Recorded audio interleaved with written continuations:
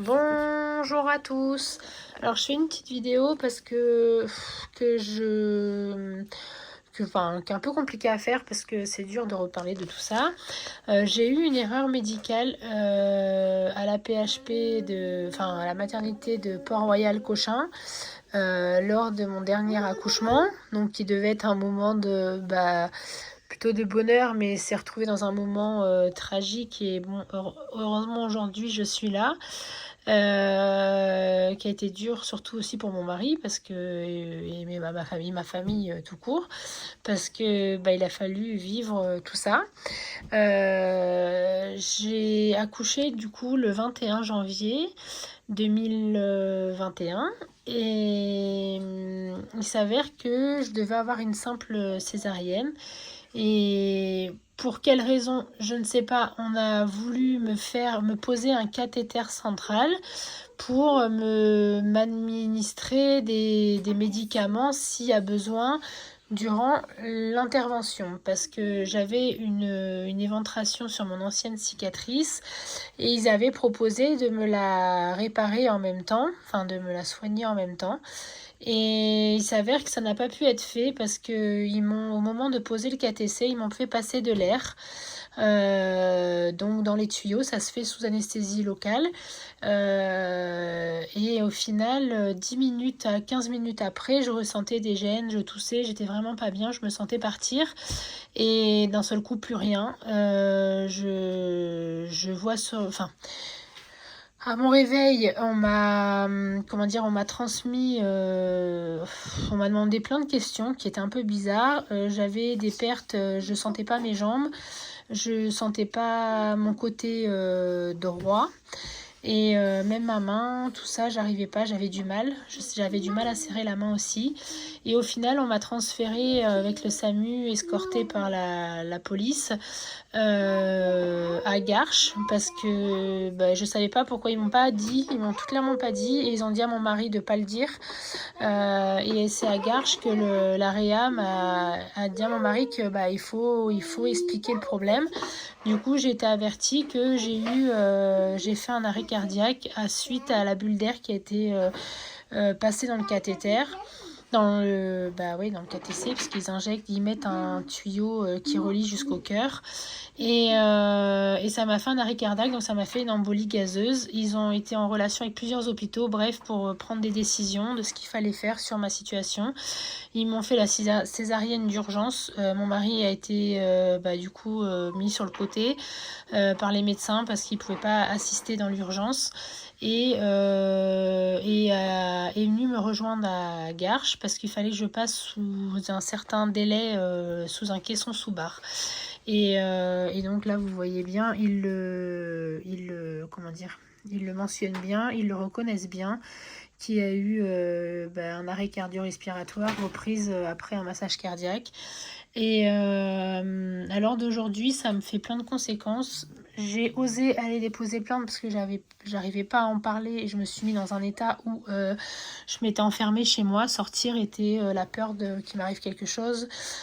Tousser était une phobie, aussi bien pour mes enfants que pour moi, parce que dès que mes enfants toussaient, j'avais peur qu'ils meurent tout simplement. Tout comme moi, ça m'est arrivé. Et j'ai réussi à les déposer plainte. Maintenant, ça a été long à le faire parce que fallait prendre son courage à deux mains. Et je remercie le brancardier qui a guidé mon mari pour tous ces moments un peu compliqués où moi j'étais pas du tout en état de quoi que ce soit, et même plusieurs jours et plusieurs mois après, voire une année après, où je réalisais pas concrètement tout ce qui s'était passé. Mon fils a eu des petites séquelles au début, enfin des répercussions sur lui, mais après bon, ça va. Aujourd'hui il est bien, il se porte bien. Mais de ce fait-là, moi, du fait qu'ils m'ont fait une cicatrice rapide, Ils m'ont créé, j'avais déjà l'éventration qu'ils n'ont pas pu réparer, mais maintenant j'ai aussi double hernie sur-ombilical et sous-ombilical et qui m'empêche littéralement de faire quoi que ce soit. Je peux pas reprendre mon travail parce qu'il y a des moments où je vais être bien et d'un coup où je vais être vraiment pliée en deux et je peux rien faire.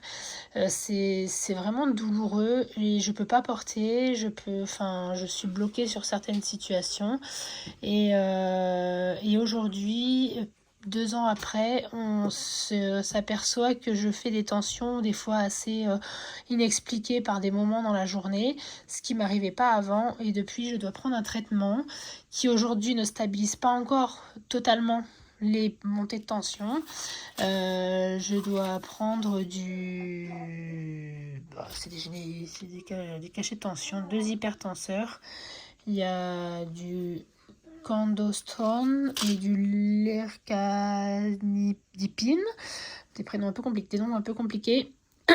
Donc voilà, maintenant je dois prendre tout ça, je dois faire des examens tous les ans, voire entre deux, pour le cerveau parce que j'ai des micro-bleeds, j'ai des taches au cerveau à cause de cet arrêt cardio-respiratoire et le docteur est pas très rassuré que je fasse des montées de tension comme ça par journée parce qu'avec les taches dans le cerveau, ça pourrait créer des AVC ou autres. Donc du coup, je suis vraiment suivie médicalement qui est lourd et aussi les frais parce que faire des IRM c'est non seulement pour le corps, bon on pourrait s'en passer, mais c'est surtout que c'est cher parce que les délais sont longs si on va dans le public et si on veut avoir un IRM assez rapidement comme le docteur le demande, il faut passer par le privé et malheureusement à chaque fois je dois payer ces frais médicaux, ces frais de médecin, ces frais de scanner, d'examen et ça devient une charge lourde sachant que je peux pas travailler donc on est en train de mettre en place un congé longue maladie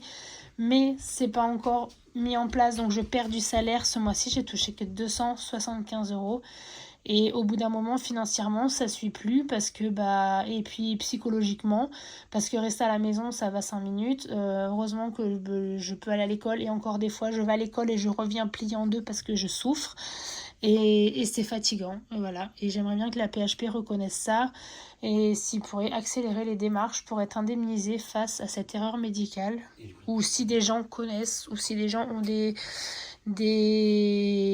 pouvoirs ou pas des pouvoirs mais des accès ou des pouvoir réaliser quelque chose de plus important pour aller plus vite et pour m'aider budgétairement parce que je peux plus, je sature, voilà. Et si vous pouvez partager un maximum cette vidéo ou m'aider ou me contacter pour mais pas des personnes sérieuses, pas des blabla pour dire ça ci, cela. Voilà, c'est vraiment une aide que je demande. Merci.